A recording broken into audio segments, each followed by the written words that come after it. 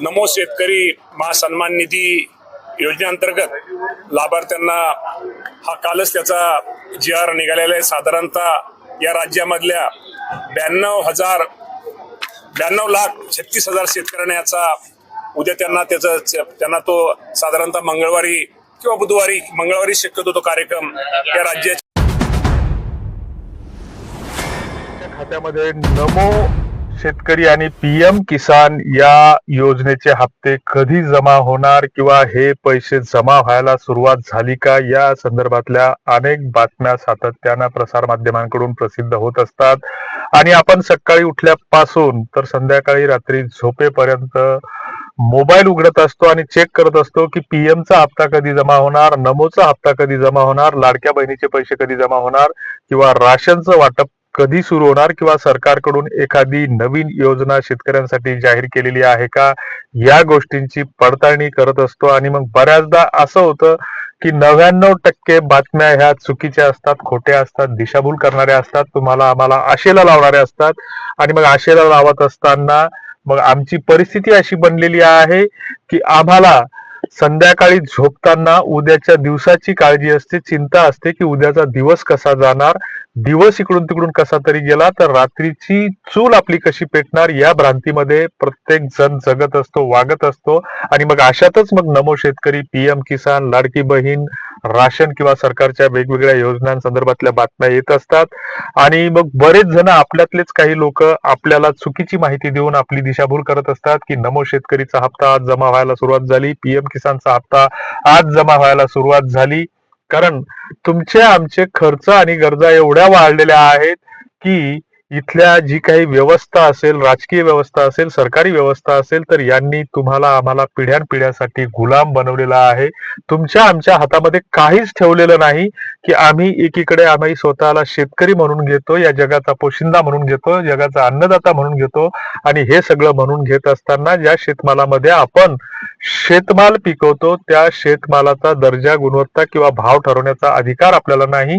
अशी लोक तुमच्या आमच्या मालाचा भाव ठरवतात की ज्यांच्या 7 पिढ्यामध्ये कधी वावराचं तोंडही पाहिलं नाही, ह्या अशी लोक तुमच्या आमच्या शेतमालाचा गुणवत्ता दर्जा ठरवतात। आणि मग तुमच्या आमच्या हाती काहीच नसल्यामुळं घर खर्च, मुलाच्या शिक्षणाचा खर्च, दवाखान्याचा खर्च, ह्या सगळ्या गोष्टी भागत नसल्यामुळे तुम्हाला आम्हाला त्या PM किसानच्या, नमो शेतकरीच्या, लाडक्या बहिणीच्या हप्त्याची अगदी देवासारखी वाट पाहावी लागते। ही वस्तुस्थिती आहे, ही वास्तविकता आहे। अनेक लोकांना आपण पैसे आणलेले असतात उसनवाळीवर आणि मग त्यांना आपण सांगितलेलं असतं की बाबा माझी PM किसानची जमा झाली की तुला देईल, नमो शेतकरीची जमा झाली की देईल। आणि मग सरकारकडून सुद्धा सातत्यानं तुमची आमची दिशाभूल केली जाते, खोट्या बातम्या दिल्या जातात, चुकीच्या बातम्या दिल्या जातात।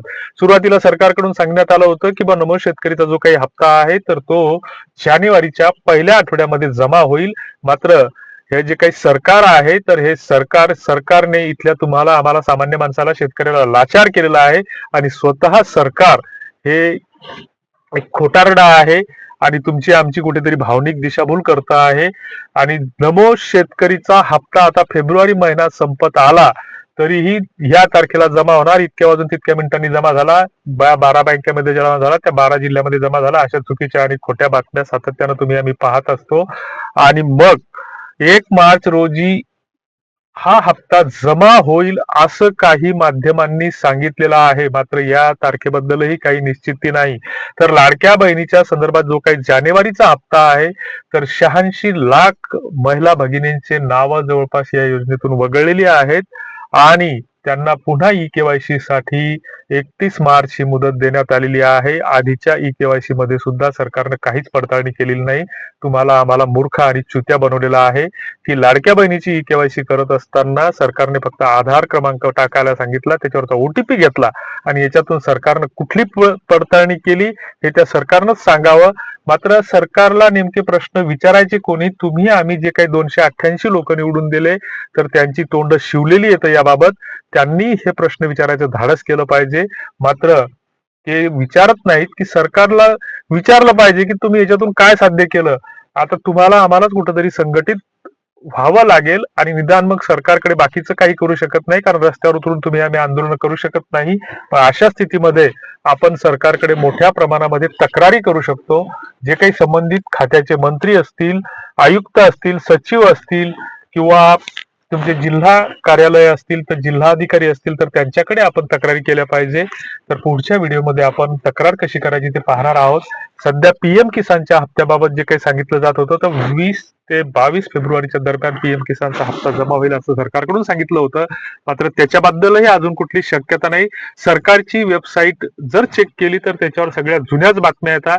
म्हणजे सरकारही अपडेट नाही, कारण सरकारच आता दुसऱ्याचं तंत्रज्ञान चोरून घेऊ लागलेला आहे. पण अशा स्थितीमध्ये सरकार कुठून अपडेट असणार हाही एक प्रश्न तुमच्या आमच्या समोर निर्माण होतो.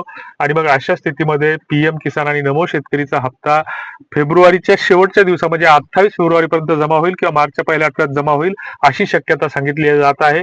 ज्या दिवशी पैसा खात्यामध्ये जमा होईल आणि तो काढता येईल त्या दिवशी तो पैसा आपला. तोपर्यंत या सरकारवर, सरकारच्या दाव्यावर आणि या बातम्यावर तुर्तास आपण सध्या तरी विश्वास ठेवू नये असं आम्हाला वाटतं. तुम्हाला काय वाटतं ते कॉमेंट बॉक्समध्ये नक्की कळवा. धन्यवाद.